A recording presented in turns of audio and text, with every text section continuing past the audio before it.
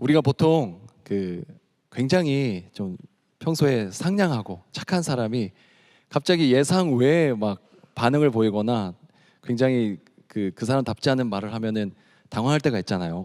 갑자기 왜 이러지? 막 할 때가 있는데 오늘 본문은 우리가 알던 그 평소의 예수님의 모습과는 사뭇 달라요. 조금 의아함을 불러일으키는 그런 본문이죠. 읽다 보면은 상황은 이렇습니다.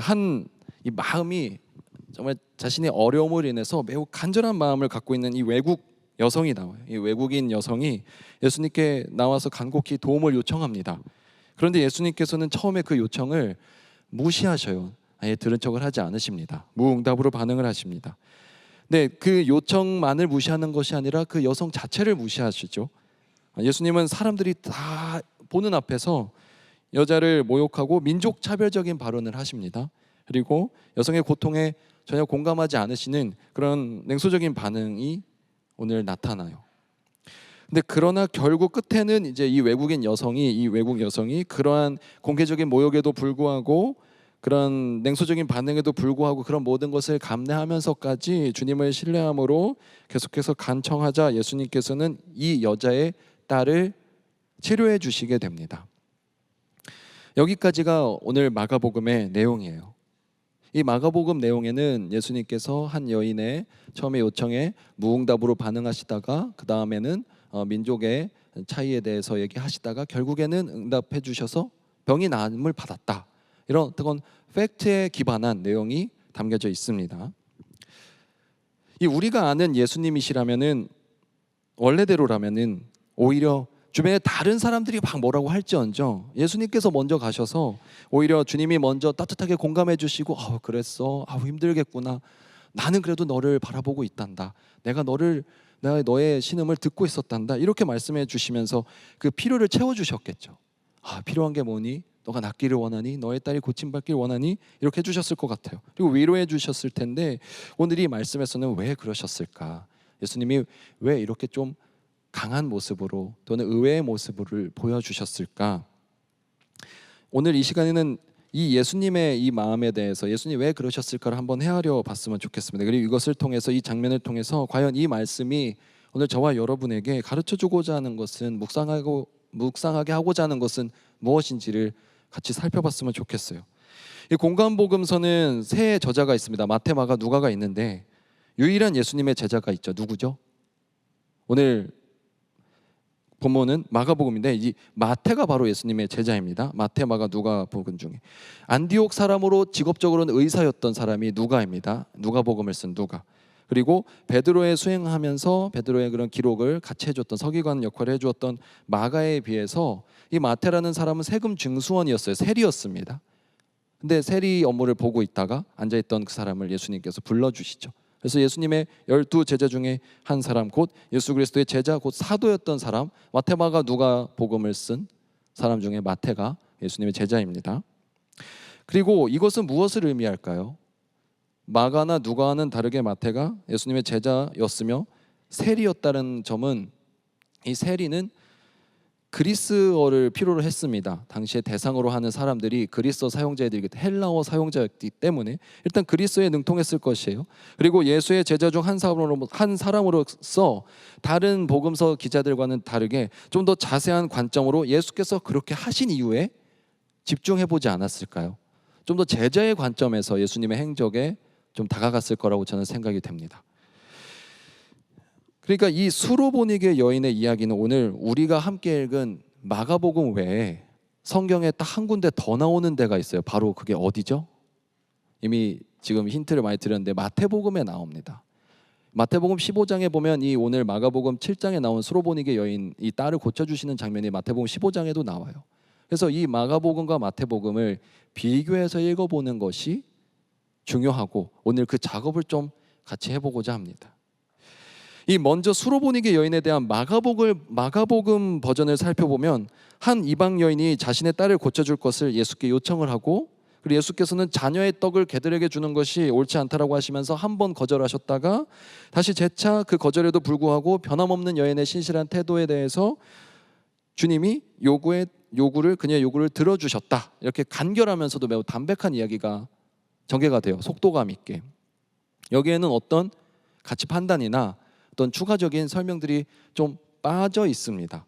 그러니까 우리가 흔히 알고 있는, 기억하고 있는 여자여 내 믿음이 크도다, 나는 이스라엘의 집 외에는 부르심을 받지 않았다, 다 어디 나오는 언급이라는 거죠? 마가복음이 아닌 마태복음에 나오고 있는 내용들이에요. 그래서 이것이 비교가 좀 필요합니다. 먼저 마태복음에는, 그리고 첫 번째 오늘 살펴볼 첫 번째 그 다른 점이 있는데, 그것은 마태복음에는 먼저 제자들의 언급이 등장하고 있다는 점이에요. 마가복음에는 지금 예수님과 이 여인만이 등장하고 있습니다. 근데 마태복음 15장에는 이 동일한 본문의 내용에 제자들의 요청이 하나 들어가 있는데, 마태복음 15장 23절 찾아보실 수 있으면 같이 보면 좋은데, 마태복음 15장 23절을 보면 예수는 한 말씀도 대답하지 아니하시니 제자들이 와서 청하여 말하되 그 여자가 우리 뒤에서 소리를 지르오니 그를 보내소서 하는 요청하는 장면이 나옵니다. 제자 마태에게는 이 장면이 아마 그의 기억에 생생하게 남아있지 않았을까요? 자신도 같은 제자 입장이었으니까요. 이 제자들이 예수께 와서 소리를 지르고 있는 저 여성을 귀찮아했던 거예요. 아, 예수님, 저기 소란 피우고 있는 여자가 있어요. 저 사람 너무 시끄럽고 혼란스러우니까 좀 보내주세요 하고 예수님한테 와서 부탁하고 있는 장면이라는 거죠. 저 여자를 좀 돌려보내달라고 예수님께 간청하고 있습니다. 여기서 예수님이 묵묵부답하시는 그 장면이 나오는데, 이걸 한번 생각해 봤으면 좋겠어요. 보통 우리가 묵묵부답하면 사자성어로 잠자코 아무 대답도 하지 않는다, 뭐 이런 뜻인데, 예수님께서 이 귀신 들린 딸을 갖고 있는 이 자신을 불쌍히 여겨달라는 이 여인의 외침에 침묵으로 처음에 반응을 하십니다. 묵묵부답하시죠. 예수님께서 대답하지 않으시자 제자들이 그녀가 계속 소란을 피우니까 조용히 시키기 위해서 그녀를 돌려보내달라고 이제 요청을 합니다. 근데 여러분, 한번 다시 보면 좀 이상하지 않은가요? 이 제자들이 하는 요청을 다시 한번 보면 그 여인의 사정을 들어주십시오. 왜 침묵하십니까? 이것도 아니고, 저 여자의 상황이 너무 딱하니까 저 딸을 좀 고쳐주십시오 하는 요청이 아니라 어떠한 요청을 하고 있나요? 돌려보내달라는 요청을 하고 있습니다. 그들은 이 딸을 고쳐주는 것도 아니요, 해결해주고 도와주고 공감해주는 것이 아니라 그냥 그 여자를 빨리 돌려보내는 것이 맞다, 그것이 상식적인 것이다 라고 생각하고 있는 것을 볼 수 있어요. 사랑하는 엑스프레스 여러분, 예수님의 모든 행적은 하나하나가 메시지며 곧 우리에게 가르침을 주고 있다는 것을 기억하셨으면 좋겠습니다. 괜히 들어가 있는 것이 아니에요. 예수님의 행동 하나하나, 반응 하나하나에도 우리는 집중해 볼 필요가 있어요. 그리고 이러한 점에서 지금 예수님께서는 아마 침묵으로, 대답 대신에 침묵으로 오히려 이렇게 묻고 계신 것 같지 않나요? 나의 제자들아, 과연 지금 너희가 생각하고 있는 것이 맞니? 너희의 그 요청이 맞는 것이니? 라고 묻고 계신 것 같습니다. 주님께서는 제자들의 뿌리 깊은 편견에 대해서 말씀하고 계신 거예요. 오늘 본문을 읽을 때 우리는 예수님께서 두 종류의 벽, 곧 편견을 뛰어넘는 것을 볼 수가 있습니다. 첫 번째는 성에 대한 편견을 뛰어넘고 계세요. 그리고 하나는 혈통이라는 두 번째, 민족적인 하나의 편견을 또 뛰어넘고 계십니다. 이 성과 혈통. 당시 고대 중동 사회에서 남성은 여성과, 그리고 유대인은 이방인과 교류를 하거나 대화를 섞지 않았어요. 서로 요청을 주고받거나 도와주는 그런 관계가 아니었습니다. 이건 상식이었어요. 그렇게 해야 하는 것이었고, 법칙과 똑같은 것이었고, 통념이었습니다. 이것을 다시 한번 잘 살펴보아야 하는 이유는 예수님께서 복음서에서 보여주시는 그 많은 모습들, 그것은 이미 당시의 사람들도 이상하다고 이미 여기고 있었던 거, 또는 당시 사람들에게도 편견이라 여겨져서 고쳐야 하는 것들을 예수님께서 넘어가신 게 아니라는 겁니다. 예수님께서는요, 다른 사람들은 당연하다 여기고 있는 것들을 넘어가셨어요. 예수님께서는 다른 사람들은 그렇게 해야만 한다는 것을 넘어가셨어요.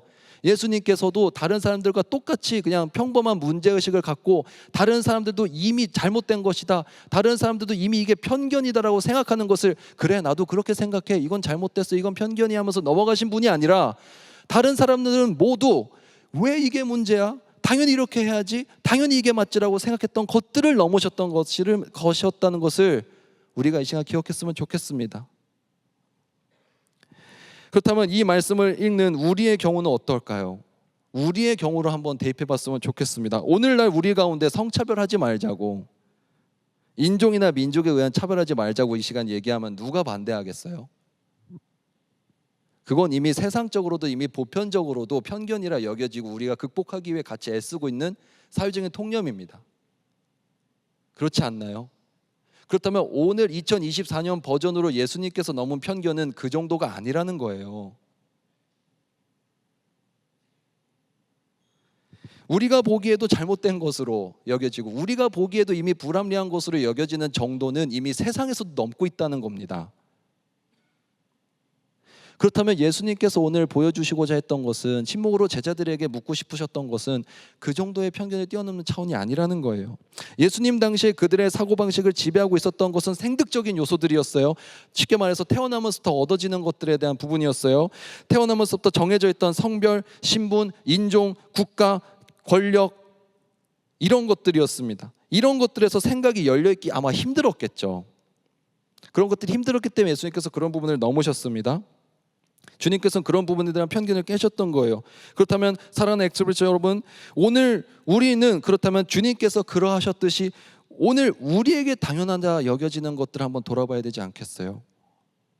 우리가 이미 편견이라고 동의하고 있는 것들, 이미 잘 알고 있는 것들에만 집중할 것이 아니라 내가 알게 모르게 내가 이미 당연하다고 여기면서 수많이 무시하고 차별하고 있었던 것들을 우리가 깨트려야 되지 않을까? 그것을 넘어가야 되지 않을까? 다시 바라봐야 되지 않을까?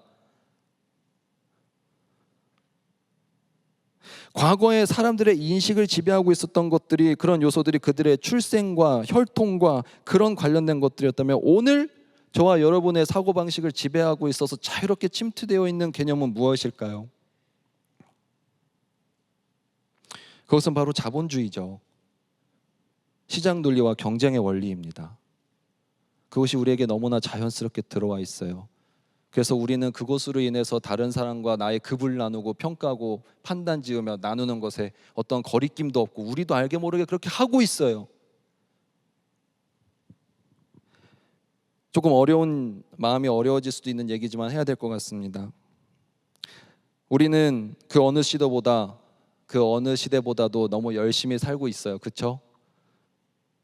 저 때만 해도 이런 라떼가 되겠지만 저 때만 해도 늘 하는 얘기지만 시험 기간은 시험을 보는 기간이었어요. 시험을 보는 주간이었다고요. 시험 기간이. 근데 요즘에 여러분들이 말하는 시험 기간은 시험을 준비하는, 시험에 관련된 모든 기간을 다 포함하고 계시지 않던가요? 그러다 보니까 시험 기간이 거의 1년 365일에 해당되는 것만 같이 느껴져요. 그러니까 우리는 너무 열심히 하고 있는 거죠. 그렇게 안 하면 안 되잖아요.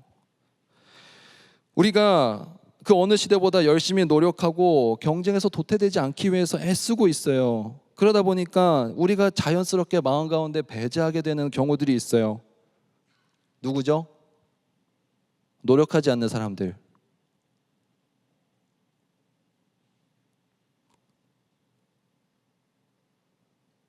약점이 많은 사람들. 성과가 없이 무엇인가를 보여주지 못한 사람들.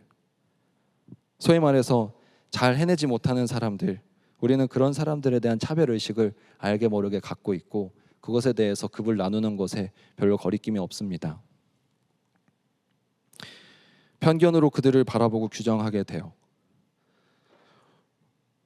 지금 이 말씀을 듣는 가운데 여러분들 중에도 마음이 불편해질 수 있겠다는 생각이 들어요. 노력하지 않는 사람 또는 무엇인가를 잘 해내지 못하는 사람, 그 사람은 저와는 근본적으로 다른 사람 아닌가요? 저와는 급이 좀 나눠져야 되는 거 아닌가요? 라고 누군가는 물어볼 수 있겠죠. 아니요. 편견에 합당한 이유는 없습니다. 당연한 편견은 없어요. 그렇게 해서도 되는 편견, 급 나누기는 없다고 저는 생각하고 그것이 오늘 주님께서 말씀하고자 하는 내용이 아니었을까요? 저는 이 메시지가, 이 마음, 제가 전달드리고 싶은 내용에 오히려 반대되어서 우리 안에 게으름을 종용하게 되지는 않기를 소망해요. 게을러도 된다, 열심히 하는 것이 중요한 게 아니다, 이런 식으로 가지 않기는 소망합니다. 그리고 또 적반하장으로 무엇인가 대가만을 바라고 요행을 꿈꾸고 그런 것에 대해서 편들고 싶은 내용은 아니에요. 그렇지만 우리가 알게 모르게 너무나도 경쟁적인 세상 속에서, 그렇게 달려가는 세상 속에서 무엇인가 노력하지 않고, 노력하지 못하고 무엇인가 잘 못해내는 것들에 대해서 우리가 은연중에 차별하고 급을 나누고 그들과 나는 다르다라고 많이 편을 나누고 있지는 않던가요?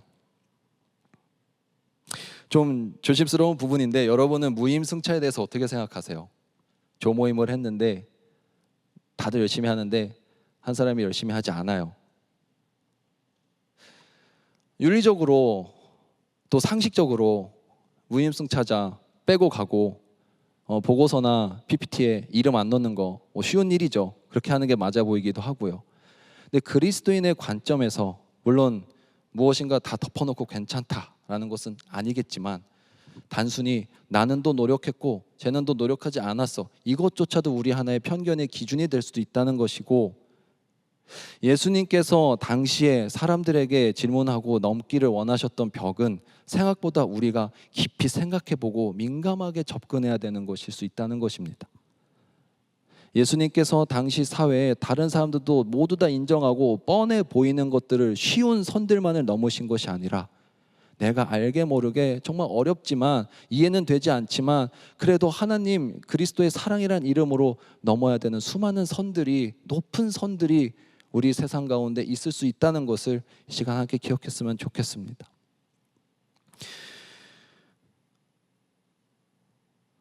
나의 노력이나 내가 보여주고 있는 퍼포먼스 또는 결과, 성과로서 다른 사람을 함부로 평가하거나 정죄할 수 있는 권리는 없다. 예수님의 침묵은 그래서 오늘 자세히 보면 여자의 요청에 대한 침묵이 아니라 어떻게 보면 제자들과 세상을 향한 침묵이었을 수도 있을 것 같습니다. 두 번째는 이 확증 편향에 대한 부분인데, 확증 편향이라는 것은 여러분들께서 더 잘 아시겠지만 개인적인 주관에 의해서 선택적으로 내가 가치 판단을 내리는 거예요. 그렇게 생각하는 거죠. 쉽게 말하면 자기가 보고 싶은 것을 보고 또 내가 믿고 싶은 것만 믿는 것을 의미를 합니다. 두 번째 이 차이를 보면 마가복음과는 다르게 마태복음에만 언급된 두 번째 내용이 있어요. 그것은 예수님께서 자신의 보냄을 받은 역할에 대해서 말씀해 주시는 부분이에요. 마태복음 15장 24절의 내용을 보면 이렇게 예수님께서 말씀하십니다. 예수께서 대답하여 이르시되 나는 이스라엘 집에 잃어버린 양 외에는 다른 데로 보내심을 받지 아니하였노라, 이렇게 말씀하세요. 여러분, 이것이 예수님의 진심이었을까요? 예수님께서 정말 이렇게 생각하고 이렇게 행동하시는 분이셨나요? 아닙니다. 뭔가 이질감이 느껴지잖아요. 뭔가 어색하잖아요. 예수님께서 분명 의도와 목적을 갖고 일부러 그렇게 하신 거라는 거죠. 우리 예수님께서 나는 특정 대상만을 위해서 온 사람이야, 나는 일부 어떤 특수 집단만을 위해서 섬기고 사역하는 사람이야 라고 말하실 분이 아니잖아요. 근데 이렇게 말씀하고 계십니다. 마치 이렇게 말씀하시는 것 같아요. 오늘 우리의 말로 바꿔보면, 제자들아, 나도 일단 이 여자 쫓아내고 싶어. 이 여자가 좀 스스로 알아서 떠나줬으면 좋겠어. 나도 명색이 그래도 랍비니까 여자한테, 그것도 이방인 여자한테 말을 걸지는 내가 않을 텐데, 내가 이 여자한테 말 걸으면 사람들이 너희랑 나를 쫓아내지 않겠니? 그렇기 때문에 만약 내가 말을 안 걸 텐데, 대답도 안 할 텐데, 만약 그럼에도 불구하고 계속 들러붙으면 그때는 내가 오직 나는 이스라엘에게만 치유 사역을 행한다고 내가 말할게. 그러면 돌아갈 것 같아. 이렇게 말씀을 하고 계십니다. 근데 이것이 마치 거울 치료와도 같다는 생각이 들었어요. 오히려 제자들이 생각하고 있는 것을 그대로 한번 말씀해 주시면서 그들의 마음에 울림을 주셨던 거죠. 제자들아, 너희가 생각하고 있는 것, 그거 내가 이렇게 다시 그대로 입에 내는데 너희가 이것을 들었을 때 아무런 거리낌이 없니? 아무런 문제의식이 없어? 라고 물어보고 있는 것입니다. 이 말은 대부분의 사람들이 듣고 싶었던 말일 거예요. 그렇지, 예수님은 우리를 위해서 오셨어. 어디 저런 천한 이방인들을 위해서 일하실 분이 아니지 라고 많은 사람들이 듣고 싶어하던 그 말. 그러나 누군가는, 그 자리에 있었던 누군가는 예수님의 그러한 반응에 대해서 무엇인가 어색함을, 예수님답지 않음을 느꼈을 거예요. 아니, 느꼈어야만 해요. 그리고 오늘 여러분과 저는, 이 자리에 앉아있는 저와 여러분은 예수님의 그런 말을 들었을 때 그 어색함을 느껴야만 합니다. 사랑하는 엑스브리스 여러분, 우리는 많은 경우에 예수님의 입술에 내가 듣고 싶은 말을 바꿔서 넣어드려요. 예수님의 뜻이 그렇다 하면서, 예수님의 말씀이 그렇다 하면서 사실은 내가 듣고 싶은 말을 예수님의 입술에 집어넣을 때가 너무나도 많습니다. 여러분이 받았다고 하는 예수님의 뜻, 여러분이 지금 하고 있다는 그 예수님의 뜻, 정말로 예수님의 뜻이 맞습니까?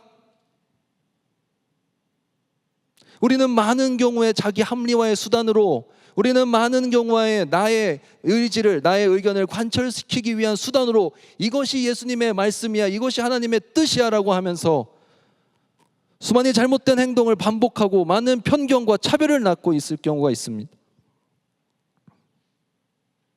그러니 우리가 이 시간 다시 한번 돌아봐야 하는 것은 정말 예수님의 입술에서 나오는 저 말씀, 그것이 정말 예수님의 뜻일까, 아니면 내가 넣어드리고 싶은 나의 생각일까를 한번 돌아보기를 소망합니다.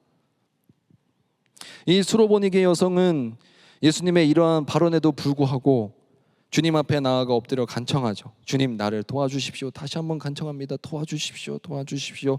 간청합니다. 간절하게 빌어요.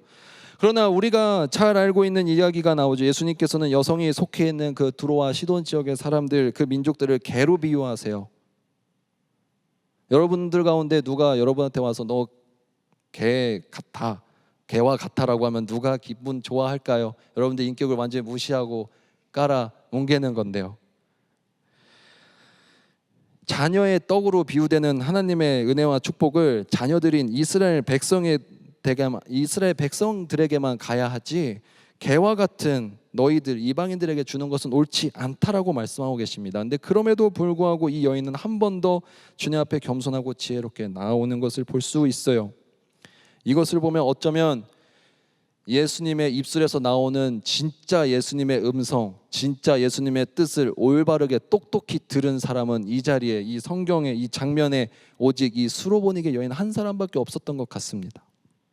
사랑하는 여러분, 예수님의 입술에서 나오는 진정한 예수님의 뜻을 올바르게 가려들을 수 있는, 그분의 음성을 들을 수 있는 저와 여러분이 되기를 진심으로 소망합니다. 우리 함부로 예수님의 말씀을 바꿔치기 하지 맙시다. 예수님의 뜻을 변질시키지 맙시다. 이를 위해서 우리에게 깨끗한 마음이 필요하고 열려있는 귀가 필요해요. 겸손한 마음, 낮은 마음이 필요합니다. 오늘 도움을 요청하며 나아갔던 이 수로보니게 여성의 마음처럼, 그의 자녀를 위한 그녀의 자세처럼 우리가 주님 앞에 그렇게 겸손히 낮은 마음으로 나아갈 수 있게 되기를 소망합니다. 세 번째로, 우리에게 믿음의 바로미터가 있었으면 좋겠어요. 원래 기압계인데 무엇인가를 측정할 때 비유로 많이 쓰이죠. 무엇의 바로미터다 이렇게 쓰이는데, 오늘 보면은 믿음의 크기에 대한 이야기가 나옵니다. 세 번째로 마가복음에는 이 오히려 딸이 낳는 부분에 대해서 오늘 읽어보셨듯이 딸이 낳는 부분에 대해서 2절이나 할애하고 있어요.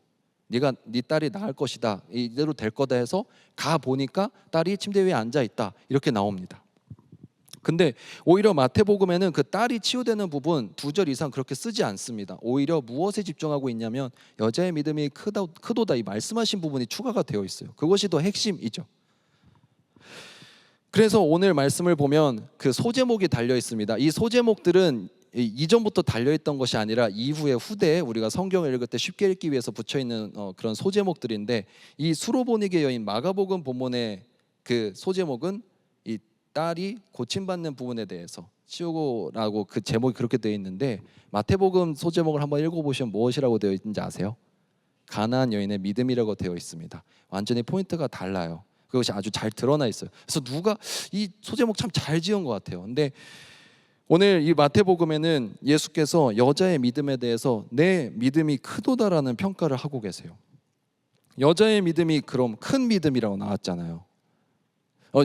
근데 저는 원래 그런지 모르겠는데, 여러분, 예수님께서 여자를 가리켜서 너의 믿음이 크도다 이렇게 하셨어요. 그러면 자연스럽게 뭐가 궁금해지나요? 그럼 작은 믿음은 뭐죠? 오늘 여자의 믿음을 가리켜서 너의 믿음이 크다고 했어요. 그럼 우리는 거꾸로 작은 믿음이 무엇일까? 작은 믿음이 되면 안 되잖아요. 무엇이 작은 믿음인가? 곁에서 바라보고 있던 제자들의 믿음이 작은 믿음이었습니다. 일부러 들으라고 하신 말씀이에요. 제자들아, 너의 믿음이 작은 믿음이야. 이 믿음이 진짜 큰 믿음이다. 그것은 비교를 위해서 누군가를 기분 나쁘게 하기 위함이 아니라 제자들의 마음에 충격의 메시지를 던져주신 거예요. 처음엔 침묵으로 가르쳐 주셨고, 그 다음엔 그들이 원하고 있었던 속마음을 그대로 반사해서 거울 치료로 말씀해 주셨다면, 마지막으로는 정말 큰 믿음을 통해 비교해 주시면서 이들에게 느끼게 해주신 것이죠. 얘들아, 너의 믿음은 작은 믿음이고 정말로 진정한 이런 믿음이 큰 믿음인데 너희가 이러한 큰 믿음을 품었으면 좋겠다라고 말씀해 주시는 것입니다.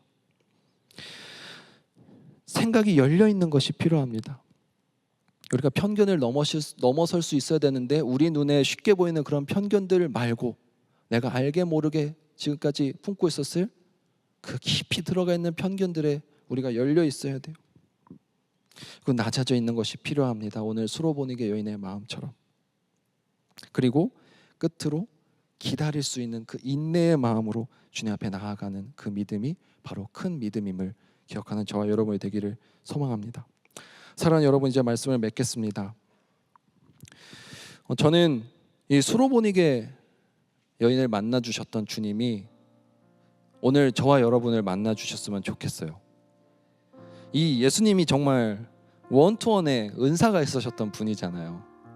예수님은 많은 대중을 향해서도 사역을 하셨지만 정말 혼자 외롭게 있는, 홀로 외롭게 떨어져 있는 한 사람 한 사람을 또 만나 주셨던 분이거든요. 지난주에는 또 다른 사람, 이번 주에는 또 이렇게 계속 예수님이 만나 주셨던 사람들을 계속 나누고 있는데, 오늘 이 수로보니게 여인의 그 만남 통해서 우리가 한번 돌아봤으면 하는 것들이 있습니다. 첫 번째로는 예수님의 침묵 가운데 우리의 마음 가운데 있을 편견을 한번 돌아봤으면 좋겠습니다. 저도 깜짝깜짝 놀래요. 돌아보면서 내가 이런 부분에 눈을 감고 있었구나, 이런 부분에 내가 잠들어 있었구나. 여러분, 우리가 생각보다 품고 있는 편견이 너무나도 많아요. 그것을 우리 안에 깨트려야 됩니다. 넘어설 수 있어야 됩니다. 한 가지 기억해야 될 것은 예수님께서 당시에 넘으셨던 편견은 오늘날 우리가 생각하는 편견의 수준과 달라요. 시대 보정을 해야 한다는 것입니다. 지금 우리 여러분과 제가 생각하고 있는 그런 쉬운 편견들 말고 내가 알게 모르게 정말로 내 뼛속까지, 내 사고방식까지 지배하고 있는, 나이가 절여져 있는 그 생각들을 다시 깨실 수 있었으면 좋겠어요. 근데 그것이 대부분 우리의 물질적인 것과 많이 연결되어 있어요. 외형적인 것들과 많이 연결되어 있고 성과와 많이 연결되어 있습니다. 얼마나 무엇인가 가지고 있는가, 얼마나 많이 이루어내는가, 얼마나 많이 하고 있는가, 이런 것들을 우리는 알게 모르게 많이 나누고 있잖아요. 그런 부분에 대한 편견을 내려놓을 수 있기를 소망합니다. 그리고 두 번째로 주님의 진정한 말씀을 듣기 위해 애쓰셨으면 좋겠습니다. 한번 그렇게 되물어 보셨으면 좋겠어요. 스스로에게 정말 주님이 그렇게 말씀하셨니? 스스로에게 돌아보셨으면 좋겠어요. 우리는 너무나도 많은 경우에 주님의 응답을 너무 빨리 받아버려요. 주님이 제 입을 떼시기도 전에 주님 이렇게 말씀하셨을 거야 라고 스스로 주님의 뜻을 규정해버릴 때가 너무나도 많은 것 같습니다. 여러분, 기도 충분히 하셨나요? 여러분, 충분히 주님 앞에 무릎 꿇어 보셨어요? 하나님의 뜻이라고 확신을 갖기 전에 한 끼라도 굶어 보셨어요?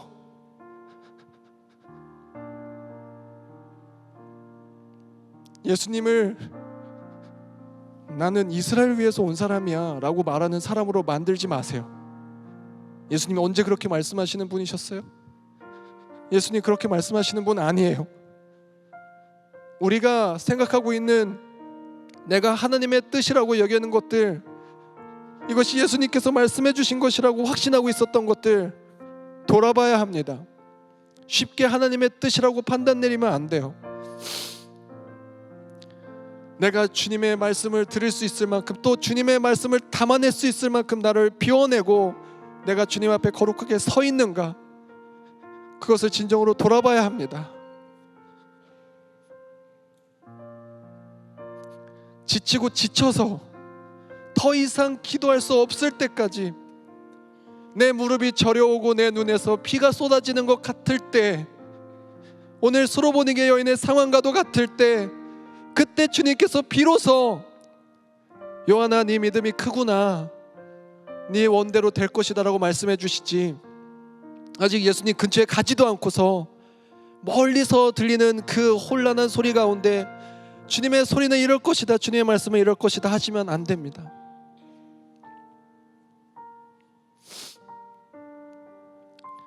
우리의 믿음을 다시 돌아봤으면 좋겠습니다.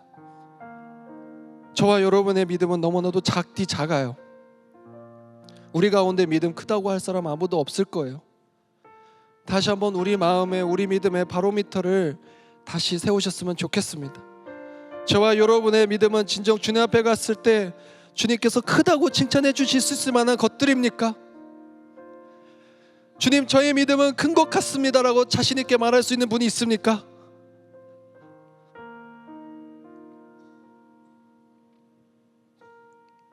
이를 위해서 놀라운 인내가 필요해요. 주님께서 수로보니게 여인에게 개들에게 그런 자식들의 떡을 줄 수 없다라고 했을 때, 뭐야, 예수님이 어떻게 저런 말을 할 수가 있어 하고 돌아가지 않았어요. 한 번 더 엎드렸습니다. 여러분 가운데 주님의 뜻을 간절하게 기다리고 있는 지체들, 오늘 이 시간 한 번 더 나아갔으면 좋겠습니다. 그 한 번이 진짜 이번 마지막 한 번이 될 수가 있어요. 이번 한 번이 정말로 주님께서 원하시고 기다리고 계시는 그 한 번이 될 수 있어요. 이제 나 더 이상 못하겠다 하고 돌아서지 마시고, 포기하지 마시고, 이번 한 번이 정말 그 한 번일 수 있다, 그 믿음으로 주님 앞에 무릎 꿇고 나아갑시다. 주님께서 원래 하시고 싶은 말씀 따로 있으시잖아요. 주님, 원래 하시고 싶은 말씀 그거 있으시잖아요. 저 그거 신뢰합니다. 저 그거 믿으니까 더 한 번 기도할게요. 더 한 번 나아갈게요.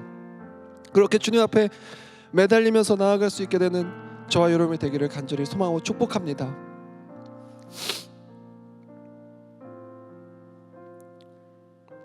이번 한 주 진정으로 주님을 만나는 각자의 기도 제목, 간절한 기대와 소망을 이루는 모든 수로보니게 여인이 되시기를 진심으로 소망하고 축복합니다. 기도하겠습니다. 사랑하는 하나님 아버지,